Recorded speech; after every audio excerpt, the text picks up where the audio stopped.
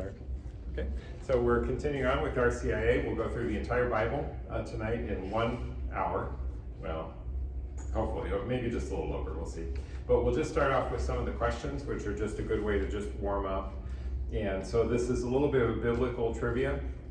Unlike the previous questions where you could find the answers in the catechism, here you have to find the answers on the internet, or wherever you find them. So this is your testing your trivia. The name for the first 5 books of the Bible, there's a term that's used for that. Torah or Pentateuch? Pentateuch, yeah. Torah is a word that means law. Pentateuch comes from penta, like penta, or like a pentagon, which has 5 sides. So the first 5 books in particular are known as the Pentateuch, which would be Genesis, Exodus, Numbers, Leviticus, Deuteronomy. But the Torah would actually be a larger set than that. The Torah could be expanded to include kind of the first part of even the history. Yeah, the Torah with the law, but it also could expand beyond that a little bit. Pentateuch would be the word I was looking for there. Who are the patriarchs in the Old Testament? Okay. Abraham, Isaac, and Jacob. So they make up the patriarchs. And we're going to be talking about all of these things a little bit later in this session. So we're just checking to see what you know. How about the person who led the people into the promised land after Moses? Moses got them up to the promised land, and then who took over after Moses? Joshua. Okay, that's a book in the Bible, and we're going to talk about that later tonight. The first 3 kings. Later on, kings were selected. And so before they had kings, they had judges and other figures, but they insisted on having a king. The first king that was ever appointed over all of Israel, King Saul. He didn't do so well. After him came King David. So David is the much more famous, and the promises that are made to him. And then his son, Solomon. Okay, so Saul, David, and Solomon. What about the 4 major prophets in the Old Testament? Of all the prophets, which you'll see in the Bible, there's a whole series of prophets. Some of them are categorized between major and minor prophets. Major prophets? Isaiah is one. Jeremiah. Ezekiel. And Daniel. Daniel will be considered the other major prophet. And then if you were to add up all of the other minor prophets, and I want to ask you those names, because you'd have to be looking at your Bible to say Nahum and Habakkuk and all of them. How many minor prophets are there? If you were to guess. 12. Does 12 sound like a good number? Yeah. That would be correct. So 12 is the correct number there. So 12 minor prophets. How can it be said that there are 4 gospels and only 1 gospel?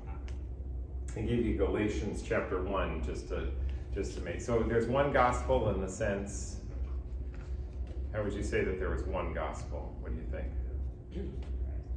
Say it again. Christ. So Christ has given us, the gospel is the good news, so we can say there's 1 message of salvation. So there is 1 gospel, which is what we need to know for salvation.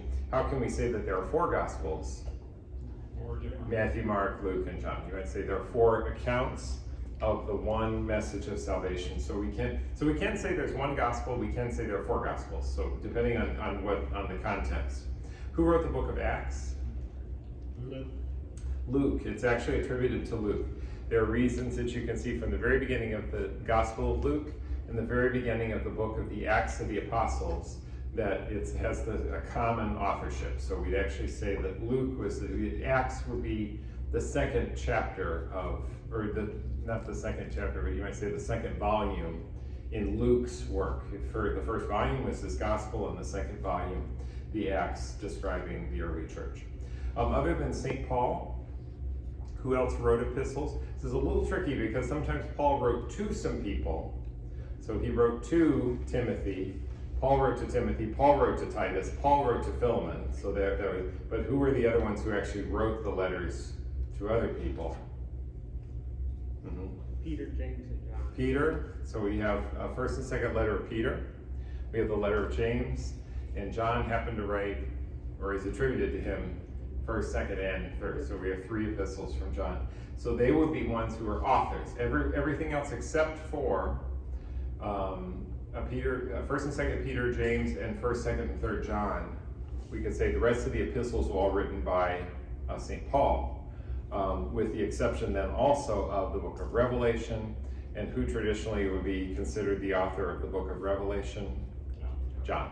Okay, so it's the Revelation according to John would be its full name. So good. Okay, so those are just some quick questions just to see where we stand. So anyway, that's just a good little overview. It's trivia. See how you're doing. So, does anyone play Trivial Pursuit anymore? Oh, that game was popular a long time ago, wasn't it? So if you ever played Trivial Pursuit, that was your biblical Trivial Pursuit. So now what we'll do is we'll go through this presentation on the overview of the books of the Bible. Now it is going to be an overview, so we're going to kind of run through a lot. So you should be at the ready. If you brought colored pencils with you, then you can follow this. Okay, I will use a colored schema. You don't, but you just write what you want. So the way that this is divided up, so you kind of see that there were columns that I suggested for you. So you're going to have dates. I gave you all the dates. So the dates are going to be as you run down the sheet of paper. And then my suggestion is that then in this next column is where you can put the person involved, so there'll be different persons or events. So this is going to help us put it into chronological order. And then as we also go through, then we want to make a note of what book of the Bible is here. And so you're going to fill in these as well. So the idea here is that as we work our way through the Bible, if you want to see like, okay, what's going on in this particular book of the Bible, and you can say, well, here's about the time frame in which a certain thing happened, and here were the type of events. And so this is just to give you a perspective. So that way, because sometimes I think when you pick up the Bible and you flip open something and you're like, what am I reading? Like, what does this have to do with anything? So sometimes if you know a little bit of the context, it will then help you to understand a little better what you're reading. And that's the goal for what we're doing tonight. So cursory overview as we go through things, but we'll go ahead and start. So the section that I have first that says the prehistory, this would be before what we would really call historical time as we would know it.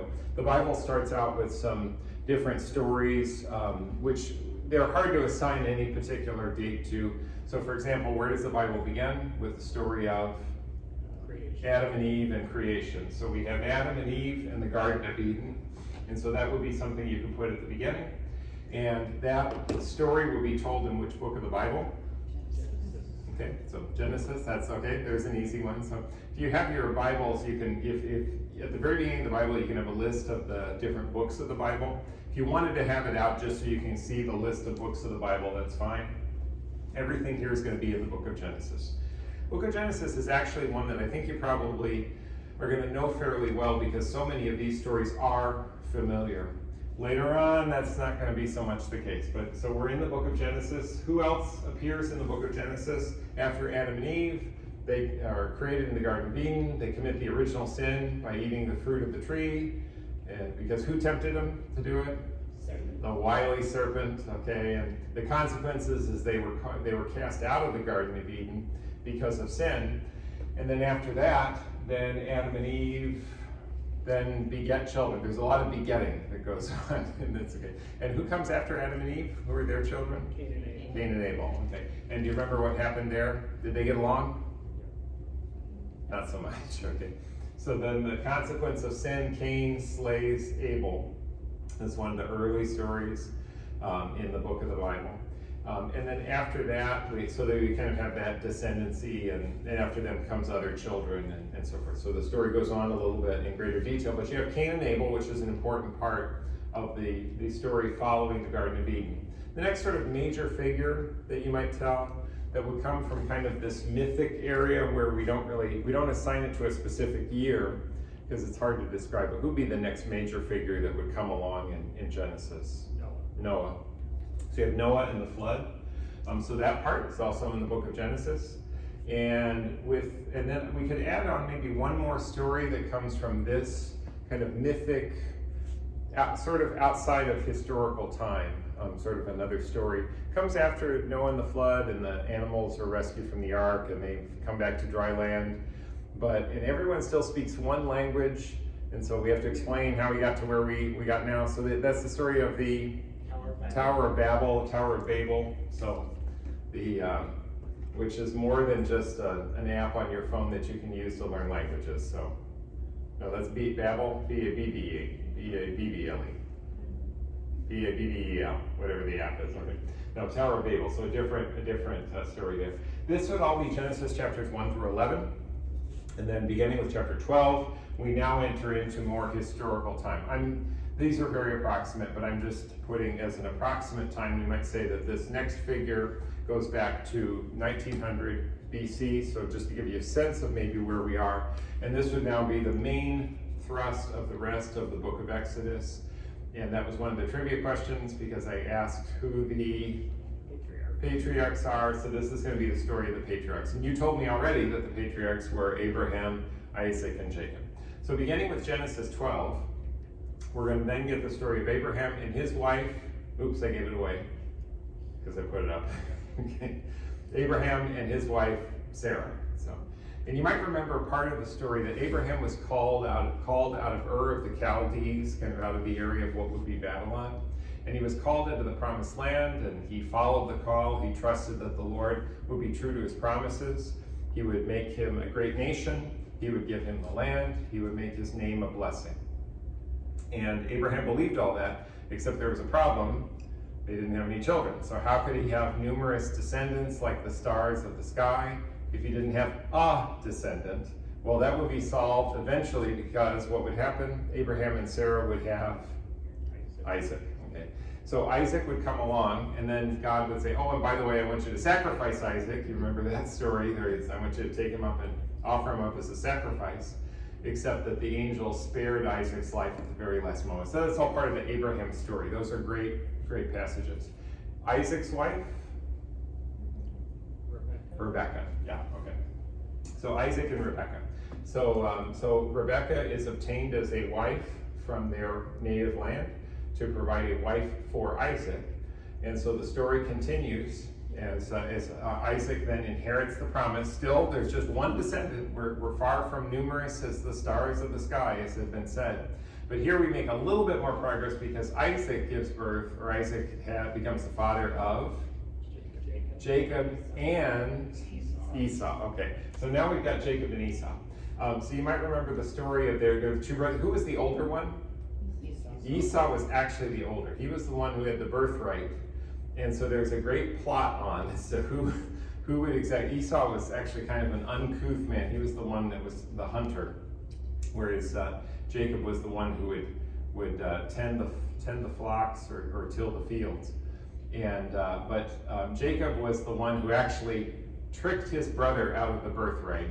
And then was presented by Rebecca to Isaac to receive the blessing. So the blessing that should have gone to Esau actually was given to Jacob. It's actually one of many times in the Bible in which the person you're not expecting is the one who's chosen. So it's supposed to be the firstborn son, the oldest son.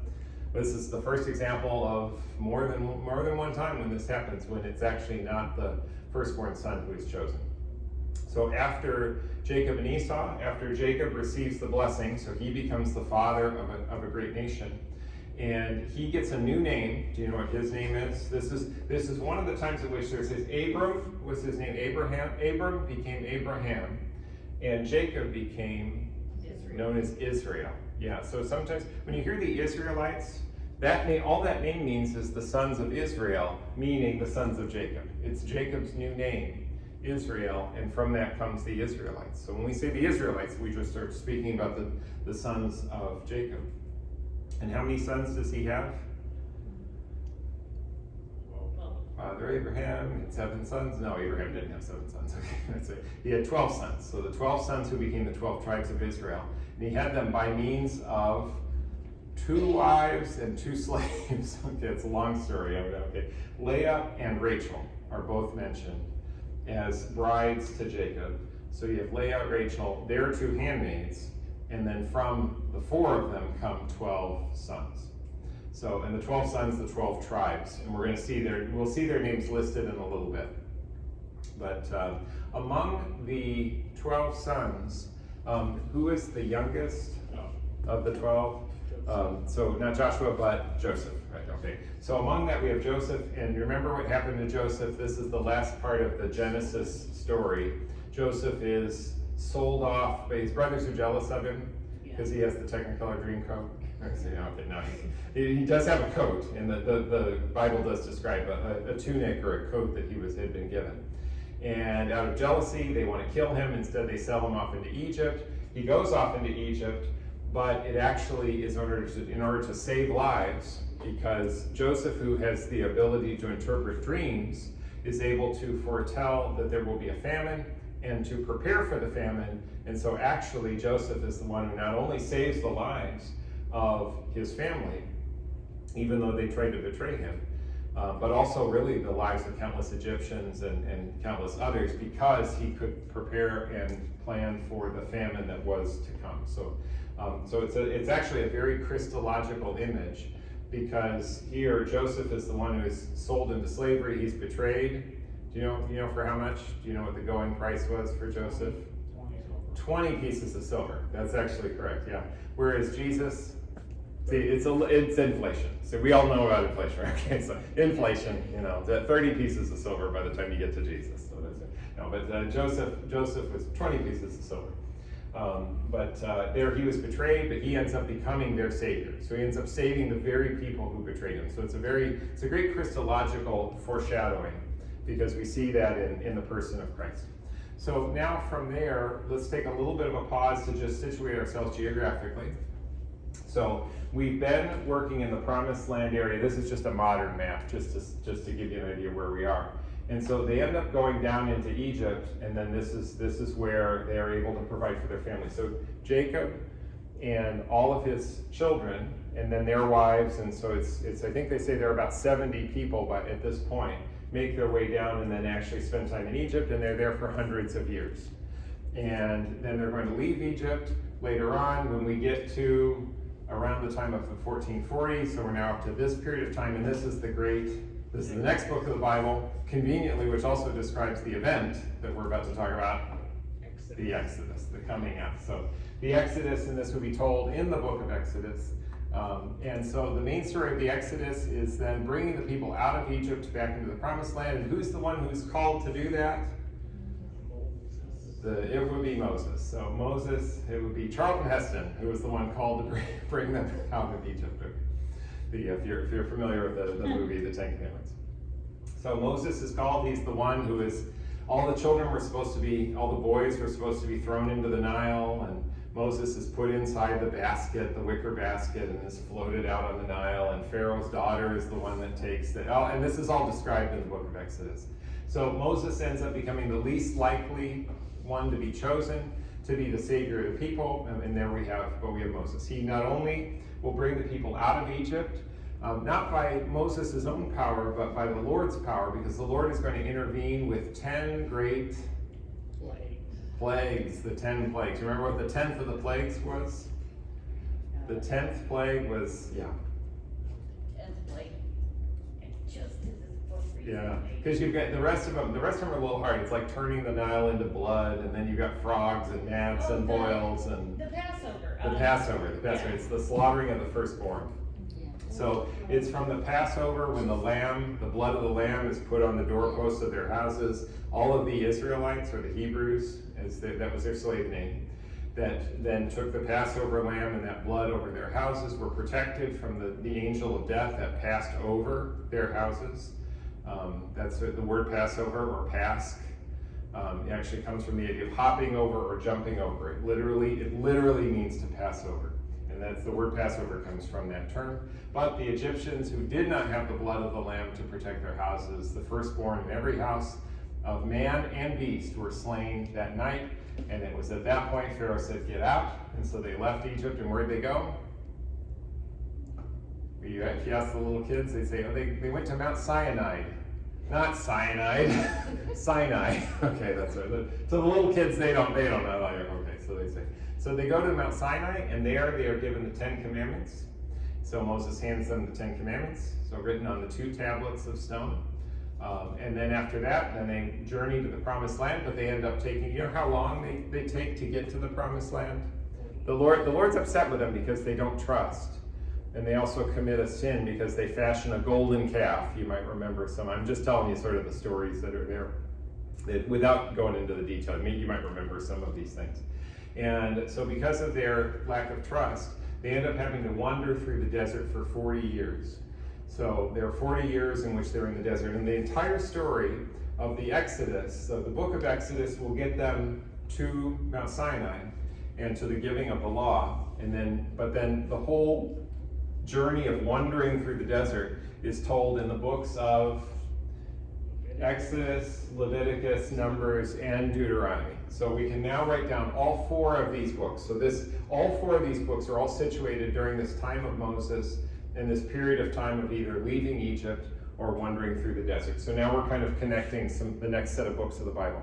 First part was easy, wasn't it? It was Genesis just the whole way through. Now we got 4 books of the Bible that tell part of the story. So we have Leviticus is from the tribe of Levi. This is the priestly tribe of Levi. So they tell a lot of the priestly rituals in the book of Leviticus. Deuteronomy literally means the second telling, or the second telling of the law. So anyway, but this is all part of that continuing story of the wandering through the desert. Okay, so let's again break away from a map and just look at this for a little bit. So just to give you at least an idea or a reconstruction, we don't really know, this is just a guess, but we can say that they went from the city of Ramses, from that supply city, and then there's the question of where exactly did they cross the Red Sea. But there was that crossing of the Red Sea where the sea was parted, the waters were parted so that the Israelites could go through on dry land. The Egyptians followed, but then they were buried under the waters. So somewhere in this area, they crossed through the Red Sea, went down to perhaps where Mount Sinai or Mount Horeb is, probably further down on the Sinai Peninsula, and then coming back up, then wander, round and round, and then eventually they come into the Promised Land. This is the Dead Sea here, and when they come across the Jordan River, so there's the Jordan River, and they come across, in the first city that they come to that falls, the city of Jericho. Okay, so that's just to give you a little bit of an idea geographically of where we are in this time. Okay, so now coming back to the timeline. So now this was also one of the trivia questions. So we've just gotten through the Pentateuch, the first 5 books of the Bible, Exodus, Numbers, Leviticus, Deuteronomy, and now Moses. What happens to Moses at the end of this? He doesn't get to go into the Promised Land because he sinned when striking the rock with water. So he did not manifest the glory of the Lord. He was not allowed to go in to the Promised Land, but he appointed the one after him. And the one after him who did bring the people into the Promised Land was Joshua. And the story of Joshua is told in the book of Joshua. Very good. Okay, that's I know this is really tough. Okay. Actually, sometimes it's really obvious like this. So the story of Joshua is told in Joshua. It's not always that obvious. So I'll point out that this one's an obvious one. So this is a gimme there. So Joshua and the entrance into the Promised Land. After the time of Joshua, which is them coming into the land and then conquering the land and then then they would set up the 12 tribes, which would be the descendants of the 12 sons of Jacob, would all set up in their various territories. They would all have their territory, which we'll look at in a second. But then after this period of time in the Bible would come the leader after Joshua. And who led the people? We're not at the kings yet. But Joshua finishes his responsibility. So who takes over after that? It's a period of the judges. So we have judges. Do you know how many judges we have in the Bible? I'll give you one guess. I think it'd be 12. That's right. When in doubt, just guess 12, and you're probably right. It's 12 or 40 or something like that. It's probably one of the two. In the book of Judges, there are considered 6 major judges and 6 minor judges.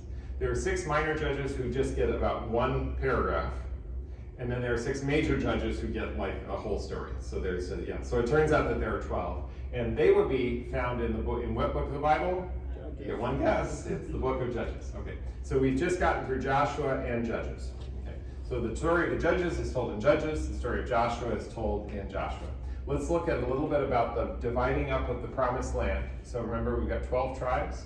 So this is just a reconstruction of approximately the various territories that would have belonged to each of the individual tribes. So we can then see Asher, Naphtali, Manasseh, Zebulun, Issachar, Manasseh, Gad, Reuben, Ephraim, Dan, Benjamin, Judah, Simeon. Okay. There's no tribe of Levi. Levi was one of the children. But the Levites, the sons of Levi, were chosen as the priestly tribe. And they didn't get any territory because their heritage, their inheritance, was the Lord. So that was it. So the Levites were considered the priestly tribe. So they would perform priestly duties. So they would receive from from the offerings that were made in sacrifice when they were given up. They didn't get land; they got the Lord. Think they were happy about that? No, it was a blessing, but it did mean that they were left out of the whole division of land. And then you have Joseph's sons, Manasseh and Ephraim, so they end up that's how we end up kind of like dividing things up from there. So anyway, it's kind of a long story. So we've just done Joshua and Judges. Let's now go back to our timeline. And so now we're ready to go a little bit further on. So now we're at the time, we're about ready for the Kings, except we have to tell an interlude first. We have to go back and fill in a gap in the history, something that came before we're ready to get to the Kings. And it's a story about Naomi, Ruth, and Boaz. Naomi was a Jewish woman, or an Israelite woman, who ends up going into the land of Moab with her sons. Her sons then take Moabite wives, one of whom is named Ruth. And after all of the sons and the husband have died, Ruth decides she's going to come back into Israel with her mother-in-law, Naomi. Ruth is not an Israelite. So the interesting story in this entire passage, Ruth is the convert. So she's the patron saint of OCIA. She's a convert to Judaism or to the Israelite religion. So she comes back, she decides to follow Naomi and to worship the Lord God. She follows Naomi. Even Naomi tries to get rid of her and actually says, okay, well, your husband's dead, my son is dead, your husband is dead. Go back to Moab, go back to your people. And she says, no, I won't. So your God will be my God. So Ruth is the convert, and she comes and follows Naomi back into Israel, and there she meets a man named Boaz. And you say, okay, well, that's interesting. Okay, Boaz happened to be the father of Obed. Obed happened to be the father of Jesse, and Jesse happens to be the father of David. So this is good. So we're going to get into this. This is, and this all happens to be told in the book of Ruth. Okay, so this is our little interlude. Our little interlude is to tell the story of Ruth. It's a very short story, but it's important because this convert woman, this Moabite woman, ends up becoming part of the lineage of King David, and therefore the son of David, even down to Jesus Christ. So she takes up a part in this entire chronology as a Moabite woman, as a convert. So it's actually a very beautiful love story of the way that Ruth falls in love with Boaz and then is actually led to become Boaz's wife. So it's a lovely story, very short story, but it does take up this important critical interlude between. Okay, so now we're ready to get back to the direct chronology. So we're done with the Judges. So who comes now after the Judges? It must be the time of the Kings. So we're ready for the Kings, and the first of the Kings is going to be Saul, and so that's told in the book of Saul.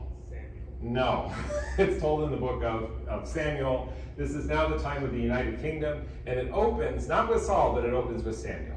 So this is going to be part of the story of the book of Samuel. So we'll write that down in a second. Samuel will be the last of the judges. So he's sort of like a prophet, he's sort of like a super judge. He's a super judge. So he's described as a judge, he functions like a prophet. Samuel is really an extraordinary figure, and as we get to the beginning of the book of Samuel, we get his entire story. But among the things that he is called to do, the people say they want a king. He says, you shouldn't have a king. The Lord is your king. Oh, we want a king. Well, if you're going to regret it. So are you sure you want a king? Yes, we're sure we want a king. Okay, I'll give you a king. So he gives them a king, and the first king that he gives them is Saul. Saul also has a son named Jonathan who figures in the story. And Jonathan is actually very good friends with the next king. And the next king, now we're actually still in the book of 1 Samuel at this point. He is going to be good friends with the next king, and that would be King David. But how does David start out? David is not, he doesn't have any pretensions of being a king. David is chosen actually as a warrior who is a shepherd. He's a shepherd warrior, but you remember who he actually slays? By taking smooth stones out of the river and with a slingshot instead of a sword, he slays Goliath. So that's right. So David starts out serving Saul. He's Saul's armor bearer, is what's told there. But Saul gets very jealous because David is so successful that it actually creates great jealousy for Saul. So Saul actually goes mad. He disobeys the Lord in one of the commands that he has, and he actually then is upset with David and jealous of him. He tries to kill David, but eventually Saul dies because of his unfaithfulness. Jonathan, unfortunately, who was a great friend of David, but Jonathan also dies. And then after Saul is dead and Jonathan is dead, then comes the next king, and it ends up becoming David. So David becomes the next king of Israel. And amongst the things that he also does, he is the one credited with founding the city of Jerusalem. So the city of Jerusalem had not been founded yet. This is called the city of David. So Jerusalem actually comes back from this time, about 1000 BC, which actually is kind of interesting that we say Jerusalem is first founded in 1000 BC, and then 1000 years later the son of David comes, and then later Jerusalem will fall shortly after that. So the founding of the city of Jerusalem, and it's also the time when they transfer the Ark of the Covenant to Jerusalem. So I didn't mention the Ark earlier, but who was it that fashioned the Ark to be the repository for the Ten Commandments? Moses was. Okay, so the Ark was created when Moses gave the instructions about the fashioning of the Ark of the Covenant. The Ark was eventually brought into Jerusalem. It would eventually be put into the temple in Jerusalem. And the entire story of David and his kingship is told in the book of David. No, 2 Samuel, okay? So, and then we have Absalom, and then we get to 2 Samuel. So Absalom is David's son who actually rebels against David. It's actually kind of David is, in some ways, he's his own worst enemy, and is kind of a tragic figure. His son actually tries to displace David, so Absalom is David's son. And David doesn't want to kill Absalom, but Absalom wants to kill his father. He wants to take over. And it's sort of fitting in some senses because David ended up overthrowing Saul, so then they said, well, for all of your bloodshed and for all of your misdeeds, Absalom's going to overthrow you. But David was repentant, and the Lord took David's side. So David actually emerged victorious in this entire story. It's a really fascinating, a great piece of literature to hear this entire story and to kind of follow the character of David all the way through. Now the story is told in 1 Samuel, 2 Samuel. If you look in the Bible, you have the book of 1 Samuel, 2 Samuel, 1 Kings, 2 Kings, then you get 1 Chronicles, 2 Chronicles. So the story of David is told, you might say, the first time in 2 Samuel. But when you look ahead to Chronicles is also going to tell you, it's going to be a retelling also of the story of David. So it will emphasize different things and tell the story in a little bit of a shorter form. But if you're looking for information about David, you're going to find it both in 2 Samuel and in 1 Chronicles. Okay, so now we're ready. And then there's one more book of the Bible that's associated with David. Do you know what else David was associated with? Besides being a warrior and besides being a shepherd and a thrower of stones, so a player of the harp because of the Psalms. So the book of Psalms, a lot of times scholars will really point to the book of Psalms and say it's actually dated from much later in history, but several of the Psalms are credited to David. So we can't say David's the author of all of the book of Psalms, but he's credited as being the author of a number of the Psalms. So this is probably as good a place as any to put the book of Psalms. I mentioned this amongst the prophets or the wisdom books. I'm kind of putting them in a little different column because it's a little bit of a different style of writing, so I just separate that out and give you a separate column to make a note about that. Okay, so now we'll go forward from there.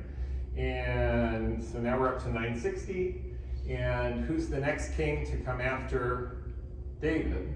Solomon. And what was Solomon known for? His wife. The building of the temple. Okay. So Solomon, one of the things that is said immediately was that Solomon was the one to build the temple. Not David, but Solomon. He was someone known for wisdom, but he also fell into great foolishness. So he ended up expanding the kingdom, marrying, forming intermarriage and treaties with other nations. And in this sense, he actually strayed from the Lord. He fell very far from the Lord and accumulated a lot of wealth and a lot of power and many wives, and in some ways actually became a fool, quite the fool at the end. So it's kind of a tragic story, sort of a story of a very wise man in his youth, but someone who became very foolish as time went on. And as punishment for that, the kingdom was going to be taken away. How many tribes were in the kingdom of Israel? 12. Well, it was going to be broken up. And so now we're going to get to the time of the divided kingdom. The story of Solomon is told in 1 Kings and then also in 2 Chronicles. So this is another one where you're getting a double telling of the story. So we've gotten through 1 Samuel, which told us about Saul, ironically.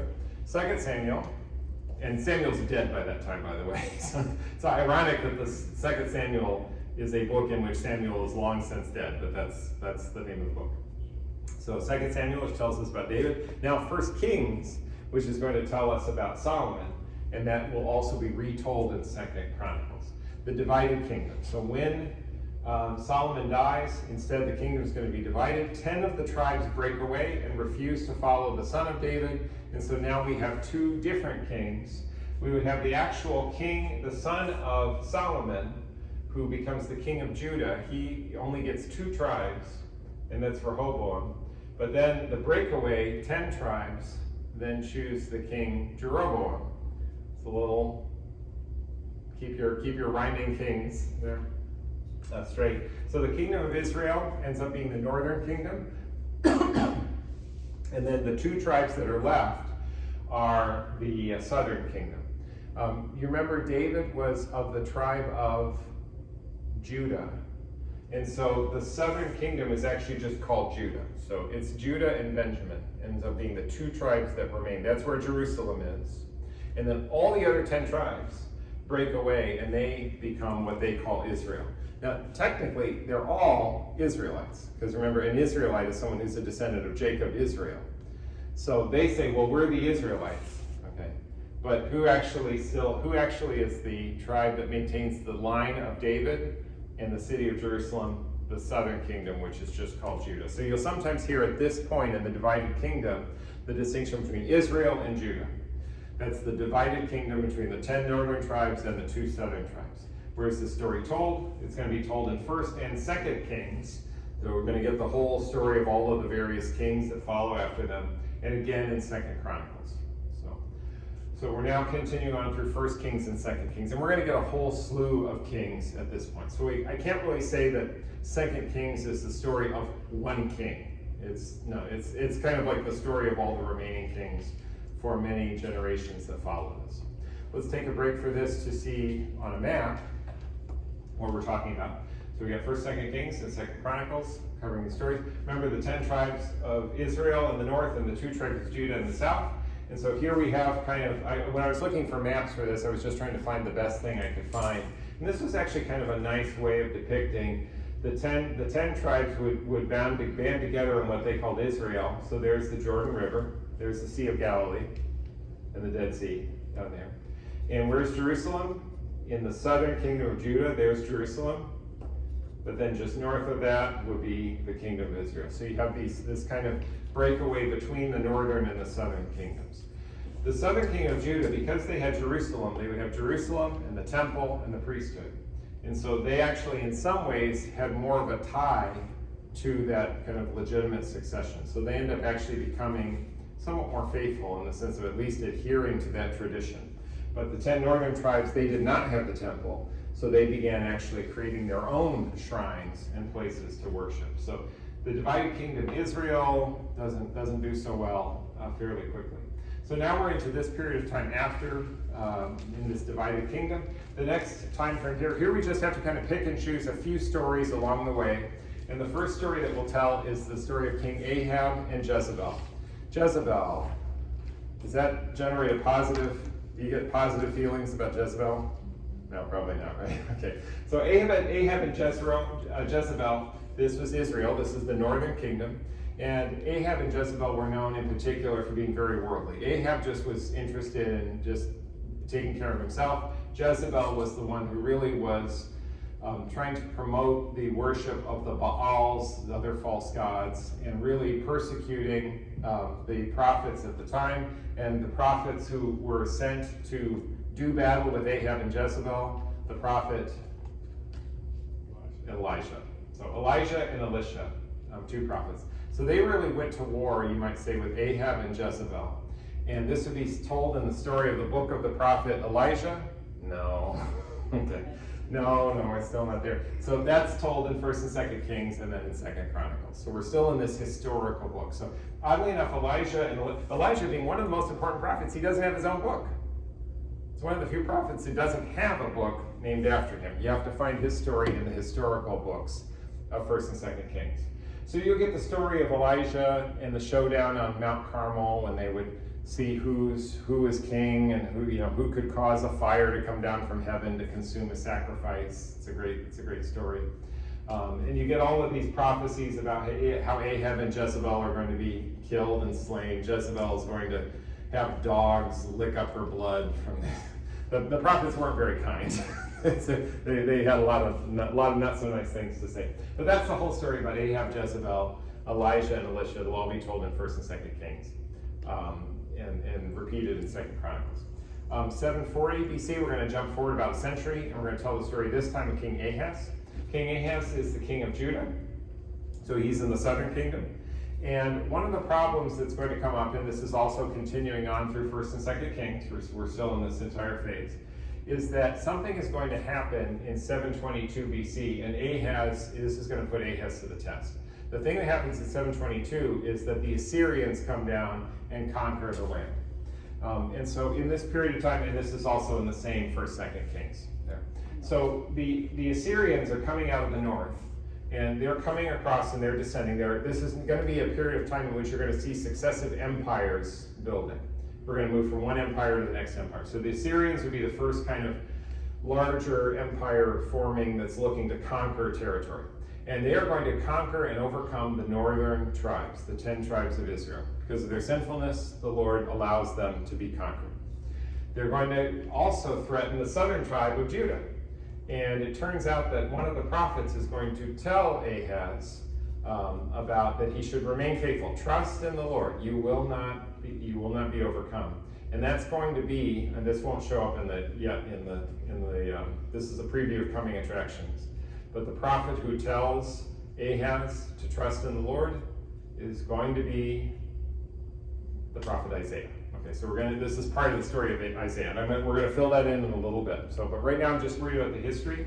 So the northern kingdom is going to fall, and the southern kingdom is going to remain. Ahaz, that will continue on with Hezekiah, who is the son of Ahaz. And Hezekiah is a fairly righteous man, but he doesn't entirely listen to Isaiah all the time. But for the most part, he does. He remains faithful. Judah is saved. And so the southern kingdom remains. So they live to fight another day. Where are we in this? So here's the kingdom of Assyria coming up out of the north. One of the main cities in Assyria is kind of a famous town, Nineveh. You're going to hear Nineveh more than once today when we talk about this. So the Assyrians then, they kind of end up establishing somewhat of an empire in this period of time. They come down and they conquer the northern tribes, but Jerusalem stands. So they don't actually overcome Jerusalem at this time. But this just gives you a little bit of a sense of the area in which we're talking about. And when I say the Assyrians, this is who is coming. So now kind of back to our time frame. In broad strokes, I'm just reminding us where we were, 931, the divided kingdom. 722, the divided kingdom, the northern portion falls to the Assyrians. So what comes after this? So now we're going to tell a couple other stories, and these would be stories that show up in the Bible under the book of Tobit and Judith. They're both situated in Nineveh. So Tobit happens to be, it's a part of the Bible in which we hear about this righteous man named Tobit. He was living in Nineveh in exile, because from the northern kingdom. And Judith is another figure who's quite a brave and courageous woman. She actually also happens to live in Nineveh. So you could read more about their stories. I'm going to just pass over that. But this is just to situate kind of where we are in this part of the text. So we're going to categorize them there. So then from there we can talk about other kings. So who's left? We only have the southern kingdom left now. We have Josiah, king of Judah. So around 640. Josiah is an important figure because the kingdom of Judah had lost its way in many senses. But Josiah was one of the great reformers. Lots of kings, when you hear the list of kings, they'd say so-and-so was king, and he did deeds more wicked than his father, and he died. And then he reigned for so many years, and he died. And then the next one, and he did deeds were more wicked than his father, and then he reigned so many years, and then he died. Josiah is a bright light in the midst of this. So the reforms of Josiah, the story is that as they were working on the temple needed repair. And so they were looking to then fix up the temple, to patch where there were holes. As they were repairing a wall, or as they're taking care of things, they open up a wall and they notice, hold it, there's a book inside. There's a scroll inside here. We've never seen this scroll before. And so they say, well, they bring it to the king. And then Josiah looks at it and he realized this actually is the scroll of the Torah. They had forgotten the Torah. They had lost the Torah. They had forgotten the law. And Josiah reads the law and he says, oh, no wonder we're suffering so much. We're not doing what the Lord told us to do. And so he ends up like reconsecrating all the people. So Josiah was not a perfect king, but he was someone who rediscovered the law and tried to put it back into practice. He tried to renew the covenant. And so part of his story would again continue on through 2 Kings, 2 Chronicles, kind of maybe like you would be expecting.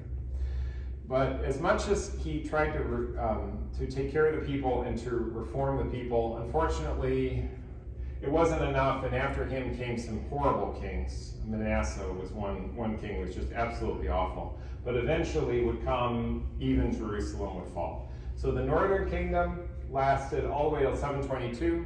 But eventually, even that southern kingdom would fall. And it would fall when the time came for the Babylonian Empire. So we're now at the time of the fall of Jerusalem, around the kingship of Jehoiakim.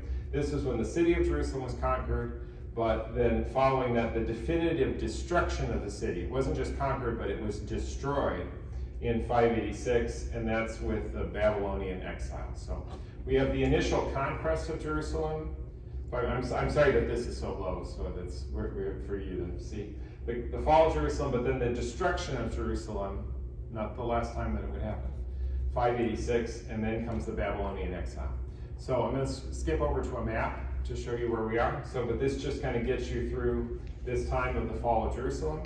Where are we on a map? Remember, the Assyrians were in charge, but the Assyrians have now been overcome by the Babylonians.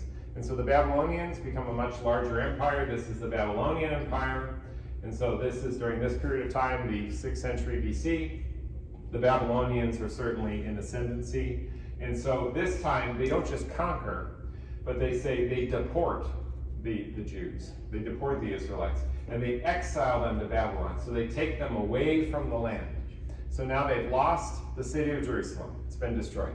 They've lost the temple. It's been destroyed. They've lost the Ark of the Covenant. The Ark of the Covenant is gone after this. So we don't see the Ark anymore after that. And they're taken away from the land. So they can't even worship in the land anymore. Now they have nothing except their scriptures. All they have left are their scriptures. But they have no priesthood, no temple, no sacrifice, none of the things that they would typically have.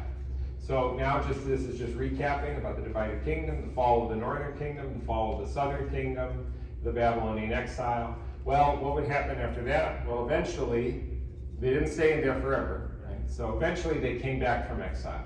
And this happened when the Babylonian Empire gave way to the Persian Empire. And so you have the Edict of Cyrus, the king of Persia. It's kind of a famous moment described in the scriptures, in which the Persians say, well, what are these people doing here? Let them go home. And so now all of a sudden, by the hand of the Lord, by his intervention, they're able to now return from exile. So they get to go back to the promised land. And this part is going to be told not in 2 Kings, okay? We're done with 2 Kings at this point, okay? The people who helped them to rebuild after exile were two people. And so these would be named Ezra and Nehemiah. And so this is going to be told in the books of Ezra and Nehemiah. They're coming back now from exile. And after that, not only do they come back, but they probably need to get around to building something like the temple. So they're going to rebuild the temple. And Ezra and Nehemiah are responsible for helping them to rebuild the temple. Also with this comes another story related to Persia.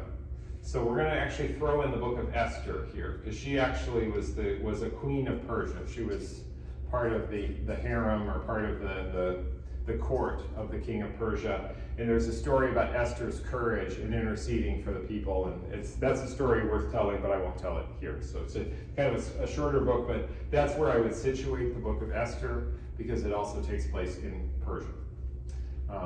So with this, the rebuilding of the temple is an important thing, because at first the people came back and they said, well, we need to build our own houses. And Ezra and Nehemiah were the ones who said, no, rebuild the house of the Lord. If you want blessings, put the Lord first. So don't delay. Well, they delayed long enough. I mean, approximately speaking, from 538, it took them all the way around until 520 to finally get around to it. But they did, in fact, build the second temple. And now we are going to take a little bit of a pause to go back and insert some prophets. Okay. So now, backing up, so you have on your sheet, I'm going to go back to 740 BC. I already kind of gave you this one, because I mentioned this already, that who was the prophet that was around when Ahaz was king? The one who told Ahaz to trust in the Lord. This would be Isaiah. So we have Isaiah, who is a prophet of Judah. So in some cases, what I do for each of these prophets is, when I'm putting the name next to it, this is just where they served. It's a little bit tough to keep track of everybody. So it's a little, and you'll tell with the next one, because I need to insert a bunch of minor prophets here.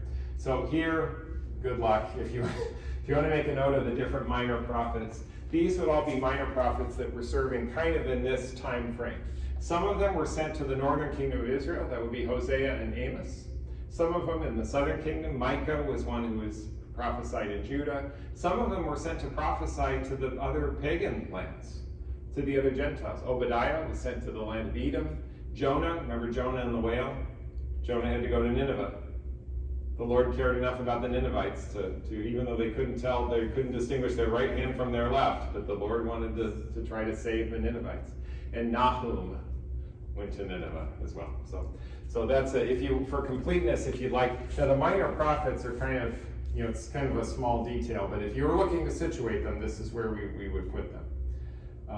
So that covers this part.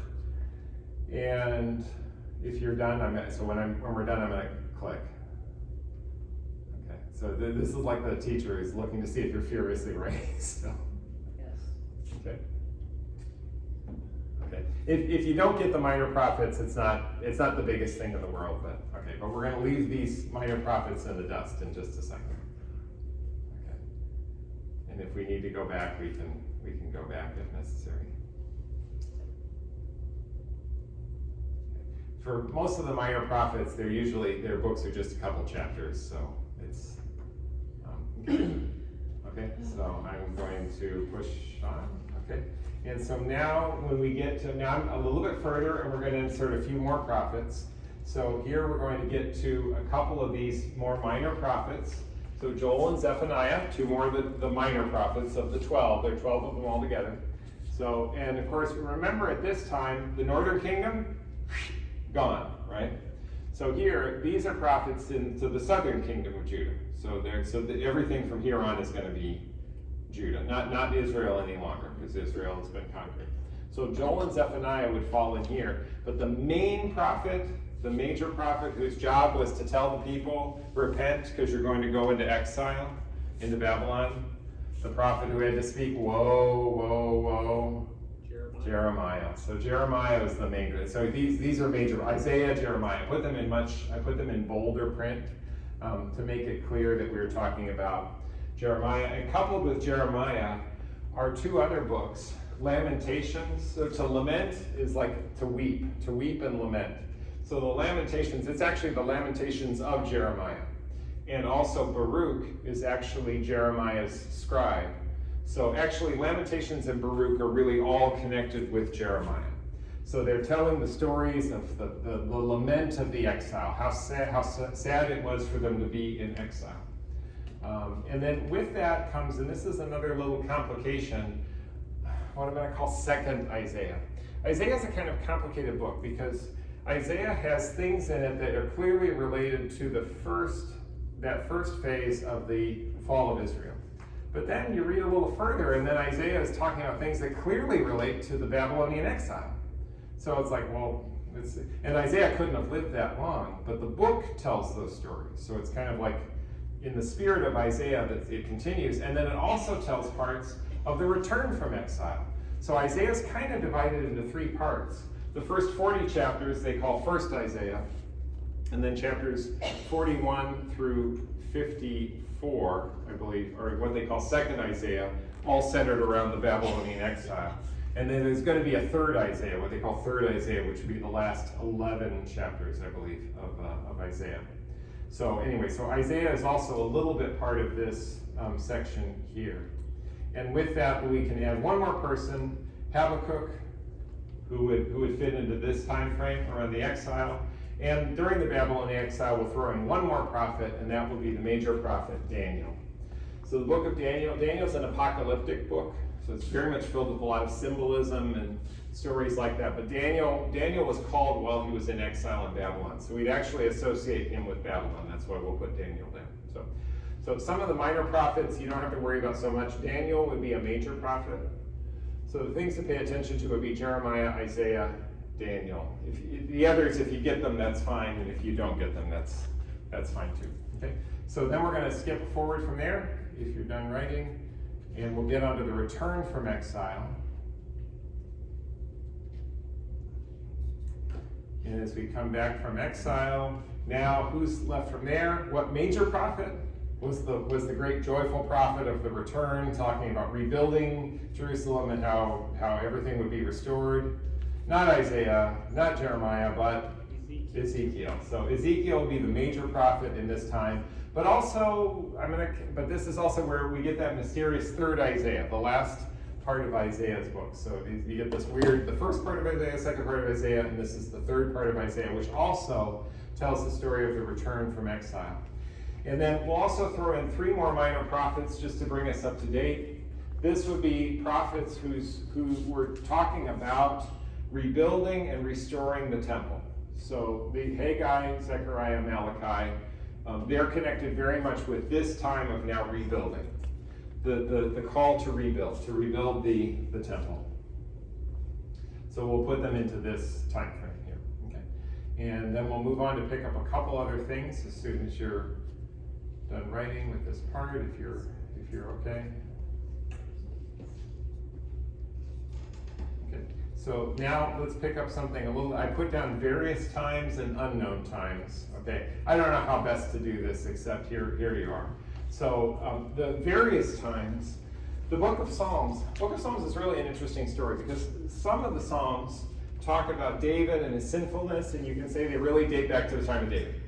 Other Psalms talk about, in a foreign land we hung up our harps, and it's clearly talking about the Babylonian exile.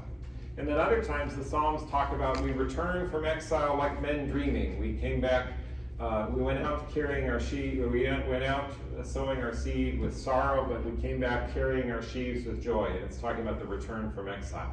The book of Psalms just covers so many things. Every individual psalm has to be looked at from its own perspective. So I can say from the book of Psalms, it really is not connected to any one time frame uniquely. So you might say that all of the Psalms were kind of composed and then added together, kind of a compilation of a lot of works dated from an entire period of time.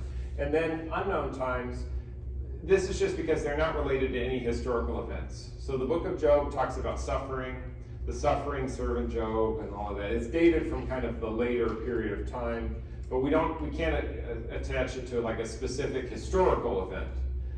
Proverbs contains lots of just wisdom literature, Ecclesiastes, Song of Songs, Wisdom, the book of Wisdom, and Sirach. They just contain a lot of what they just call wisdom literature. And so a lot of just spiritual aphorisms, spiritual proverbs or sayings, So there's, but it's hard for me to put it anywhere specifically historic. It doesn't really fit into a historical timeline. Okay, and if we're okay with that, then let's finish this off. And 333 BC, what was the next great empire to come along? Not the Assyrians, not the Babylonians. The Greeks. Who came after that? Colin Farrell, who played Alexander the Great. Was that right? Was that Colin Farrell? Okay, thanks. I'm trying to entertain you. I don't know. Is it working? Okay. So no, the 333. We now have the Greeks. The Greek Empire, Alexander the Great. Alexander the Great came along. That actually did not create much of a consternation really for the Jews at this point. But a little bit later, we're going to have serious trouble. Okay, but let's situate ourselves geographically. So notice how the kingdoms keep getting bigger and bigger. So this, at its extent, here's Greece. So the Greek Empire actually took, we're almost into India actually here. So the Greek Empire was really quite serious in the 4th century.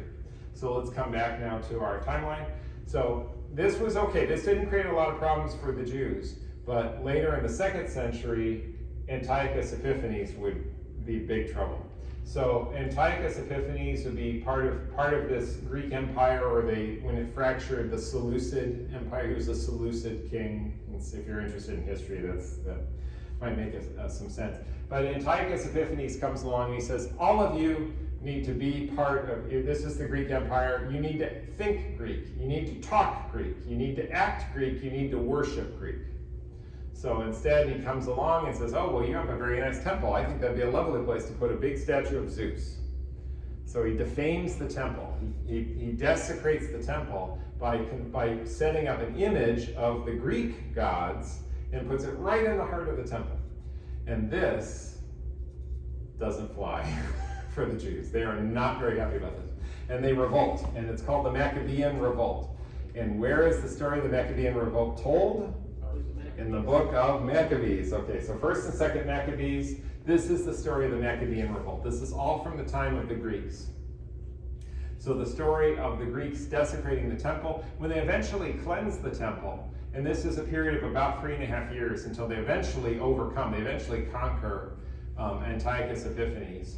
And he actually goes away and dies of a horrible wasting disease. The book kind of takes great relish and delight in telling you about the demise of Antiochus Epiphanes, who for his many sins then wasted away in horrible agony, and that's how the book ends. But when they eventually purify the temple, they relight the candles in the temple, and do you know what Jews today call that feast day? They call that Hanukkah. So this actually tells the story of the beginning of Hanukkah, actually. So the tradition of Hanukkah comes from the purification of the temple following this abuse. Now, after the Greek Empire, by 64 BC, another empire had made its way into Palestine, into the land of Canaan. Next big empire to come? Roman Empire. Okay, so the Roman Empire, and now we're getting so close. We're getting 64 BC. We're almost now at the time of Christ. So now we're ready to turn the page. And now we're moving into the New Testament, which we're going to do rather quickly. New Testament, I think, is a little bit less mysterious. So the Old Testament really is worth a little more time to do that. But now we'll just kind of quickly go through some New Testament things. Chronologically, we would say that 4 BC was the date we can historically date the death of Herod the Great. Okay, I know this seems weird, but when was Jesus born? Remember, Herod the Great was the one who wanted the Christ child to be put to death. So I think this is, and it seems weird to say that Christ was born before Christ, 4 BC. But I think 4 BC is probably a more accurate date, historically speaking, for the death of Christ. And it's because of the time at which Herod the Great died. And then after that, Jesus lived his private life for how many years? For 30 years, we would say, and then he began his public ministry, and his public ministry lasted for how many years? 3 years. So he had 30 years of the private life in Nazareth, but then 3 years of his public ministry, which led to his crucifixion and then his resurrection. So we're just kind of putting this into the time frame here. Where would this story be told? In the books of Matthew, Mark, Luke, and John. Okay. And then following the resurrection of Jesus, Then 50 days after Jesus' resurrection, then comes the outpouring of the Holy Spirit on the feast of Pentecost. And so now with Pentecost, we're into the time of the apostles, or what they call the apostolic era. And where would the story of the early church from the apostolic era be told? The history of the church comes in the book of Acts. Okay. So here we are with, so this would be the four Gospels, the story of Jesus, and then the story of the early church beginning with Pentecost. So we've got Matthew, Mark, Luke, and John, and Acts. Okay, moving on from there. And moving on from there, we're going to get to the next section. So I think you have that written down as 48 to 60. This is kind of like a whole slew of time in which St. Paul is called as an apostle. And St. Paul goes and travels around through lots of different places. He travels through Corinth, Galatia, Ephesus, Philippi, Colossae, Thessalonica. And when he travels there, he founds churches. He brings people to believe in Jesus Christ. And later he writes them letters. So he visits Corinth and later writes 2 letters to the Corinthians. And he writes a letter to the people of Galatia. That would be Galatians. He writes to the people of Ephesus. That would be the book of Ephesians. Then he writes to the people of Philippi. That's Philippians. To Colossae. That's the letter to the Colossians. And then Thessalonica. He really likes them. He writes them nice letters, actually. He praises them a lot. And he likes them so much, he writes them 2 letters, okay? 1st and 2nd Thessalonians, okay? So we get so these are all different letters written to, and this is not, I mean, you don't have to write down all the details here, but just know each of these books of the Bible is written to a specific area, and these were all places that Paul visited. Where did Paul go? He was all over the place. Here's a map. He went on 4 missionary journeys, or a total of 4 journeys, 3 missionary journeys, and then his final journey. So he makes one missionary journey from Antioch, and then makes that's a small journey. There, that's his first one. This is described in Acts of the Apostles. And then he goes on a second journey, which is indicated in the green, and he makes his way all the way around, and then comes back, and then comes back to Rome. And then he makes a third journey, and that's the purple line, and so this is all, okay, he's just all over the place there, so, okay. And then his 4th and final journey, he's eventually arrested, and then asks to stand trial in Rome, and then makes his way across to Malta, up to Sicilia, eventually then to Rome, and that's where he's martyred. So this just gives you a feel for where Paul's traveling. And all along the way is Ephesus, where he writes the letter to the Ephesians, Corinth, the letter to the Corinthians, and so forth. So Philippi, the letter to the Philippians. So all of those, understand each of those letters, the epistles in the New Testament, they're written to a specific group of people at a specific time in a specific context. So it is interesting to see some of those things. In addition to that, I'd say that Paul wrote one more letter in anticipation of a visit. He wrote a letter to a people he did not found, but one he was hoping to go see. Do you know what community that was? Romans. That would be they wrote to the Romans. Not because he traveled there and founded the church there, but because he wanted to go there and eventually would be taken there in chains. So that's part of Paul writing to the Romans. The scholars will date the individual letters at various times, but it's not worth getting into the detail on that. But let's add a few more. So we have also Paul writing some personal letters. Who do you write to personally? Timothy. He liked Timothy a lot, right? 1st and 2nd Timothy. He wrote to Titus, he wrote to Philemon. And then also the other pastoral letters, this is one of your trivia questions. I said, who else wrote? So Paul wrote all of these so far. Now come the ones written not by Paul, but by other people, including James, Peter, and John. So James, 1st and 2nd Peter, 1st, 2nd, and 3rd John, and Jude. Actually, I forgot, I left that one out. I need to cover that. And then also a letter to the Hebrews. Letter to the Hebrews is an interesting one because no author is really specified for that. The letter to the Hebrews doesn't say who it's by. For a while, I think people thought it was by Paul, but most scholars just say we just don't know who it's by. So it's just the letter to the Hebrews, but we don't know. It's not by. We don't know by whom. We know to whom it was written, but not by whom. So this would be, and then we're going to have one more book to cover. So if you're good for these epistles. So, and the reason why I distinguish this is I think it is good to know that some of these were Paul's writings and then some of these were written by others. It's just good to keep that in mind Because sometimes I think, like, did Timothy write this? Or was this Paul's letter to James? No. This is Paul's letter to Timothy, but James's letter there. So I just make that distinction so we keep that straight. And then finally, we get to the year 70 AD, or we get actually to 64, 67, and 70 AD. And in 64 AD was the martyrdom of St. Peter. In 67, the martyrdom of Paul. Typically Peter, who was crucified, Paul, who was martyred by the sword. And then 70 AD, we get the destruction once again of Jerusalem. This time Jerusalem would never, the temple at least, the temple in Jerusalem would not be rebuilt.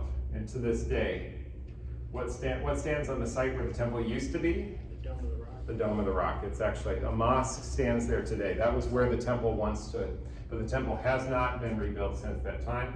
And connected with the fall of Jerusalem will be one last book of the Bible, an apocalyptic book, and that would be the book of Revelation. And with the death of the last apostle, the apostolic era comes to a close. And there we are. So the book of Revelation, I actually think the book of Revelation should be read in connection with the fall of Jerusalem. But that's a whole other story. So, good. Okay, that's a little more than an hour, so I lied to you. But that's the entire Bible, just to give you a sense of the feel of the landscape. So we'll get back into the catechism the next time.